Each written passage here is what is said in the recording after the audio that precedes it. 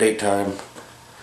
I got another Sunday off. How about that? Of course, I've been working a lot of hours as usual. I haven't had a day off since I posted my last video. But I have been diligently working on the monster truck and my Roadrunner.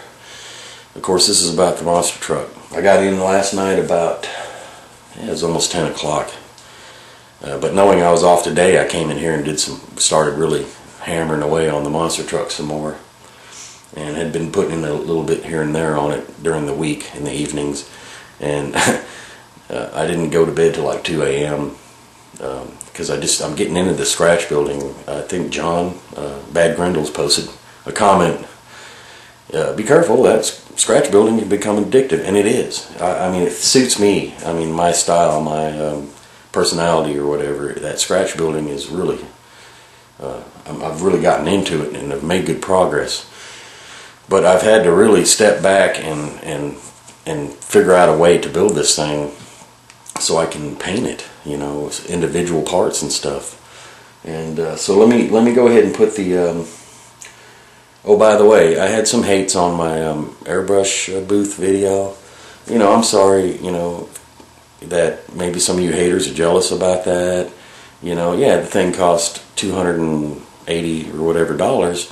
Well, how many of you haters have not spent $200-300 on something? Okay, so you know, get over it. You know, I worked really hard and I earned that thing, and I just paid it off. So, you know, I earned it.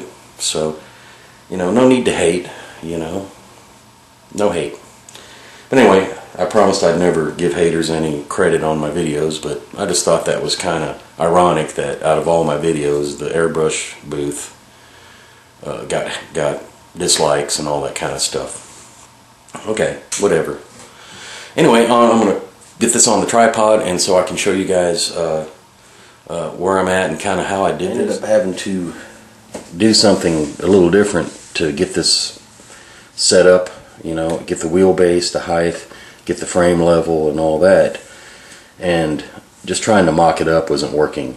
So what I did is I ended up using these blocks, these 1-2-3 blocks. Those are 3 inches tall. I had these blocks, and I took the frame and had it attached to these blocks up on top, and then I built all this underneath.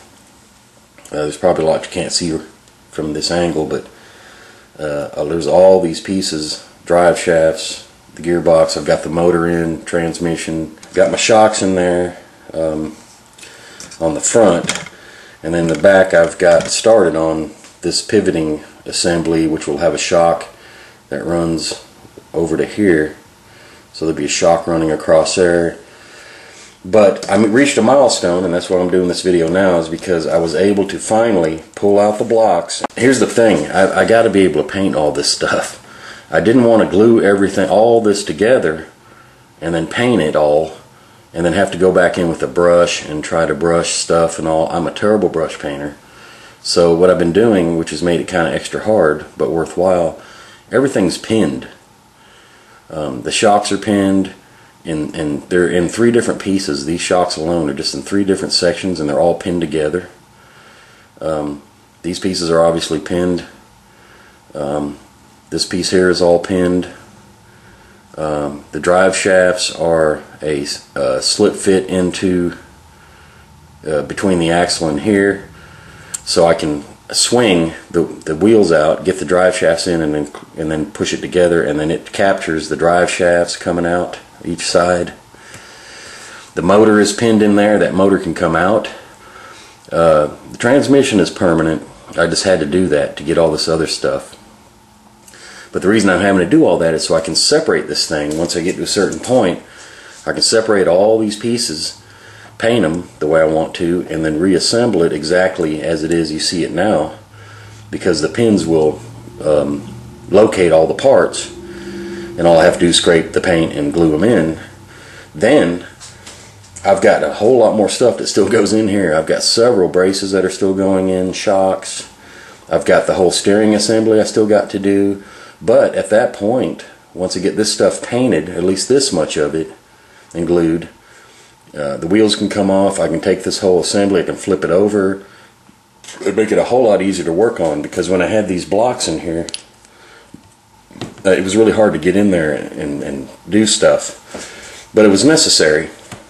You know, I've got just enough stuff on here to hold it all together on its own and to hold it where I want it. So it's been a lot of pinning of parts, drilling and inserting pins.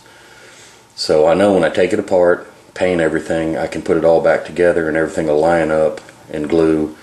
And then I'm putting bolt heads, like I already done that here. That's if you can see right here, this is a pivoting, this piece pivots under here. That's actually a pin behind here, and then I glued, cut off some hex stock and made bolt heads, which, you know, I've got a bunch of hex stock. There's going to be bolt heads here and, you know, in different areas. As far as color, I decided to go with a yellow. Not a real bright, vibrant yellow. Kind of a more muted yellow color is what I'm going to go with on the body and the frame. I wanted to go ahead and I didn't want to make the framework, all that stuff, just black where it kind of disappears and then, you know, have some metal parts. But I wanted to paint up a lot of the stuff underneath here in that yellow. And I didn't want to use red because then these would kind of disappear. I didn't want to use blue because I like these decals here. And then you got black and white. So if I use that muted yellow color, that stuff will complement the color of the decals, and that's the whole reason I'm going with a yellow. It can really contrast if I have, you know, some metal parts and some stuff that's black and all. It's really going to come out really cool. And the decals are going to look really nice on it and stand out. So I'm going with that yellow. Oh, by the way, this engine is facing this way with the transmission coming out. And I don't know if you can see that, the black exhaust. I still got to finish all that out. Well, as you can see, it's sticking up through the bed. I kind of misquoted on my last video that it's going to be sticking through the bed. It's going to be sticking through the bottom of the bed. I don't know if the engine's not going to actually be above the side of the bed. I'm going to scratch build an air intake coming off the motor that goes up and over the hood. Or I thought about actually having it come up and out one side and around and just have that air intake on one side of it. That would kind of give it some interest. I've got steering to do, so it's a long way away, but man, it's been fun. I've really enjoyed working on it, and now that I'm at this point where it's actually sitting on its own, and I can now take the frame and everything and flip it over and be able to glue stuff and all, make it a lot easier, because it's been hard to get to this point, but it's been fun. And I just got to say that, you know, pinning is a real good way for scratch build things. You can mount parts and set them up and scratch build and do stuff like that and make brackets and all. And if you pin things, you can take them apart, paint stuff individually, and know that it's going to go back exactly where you wanted it. You don't have to try to locate or measure. You've got actual locating pins and holes and stuff that everything is going to go right back together where you planned it. So, but anyway, that's the update on the 50 Chevy. There'll be an update coming up on the Roadrunner kit. I've got paint on it. Thanks for watching. Bye.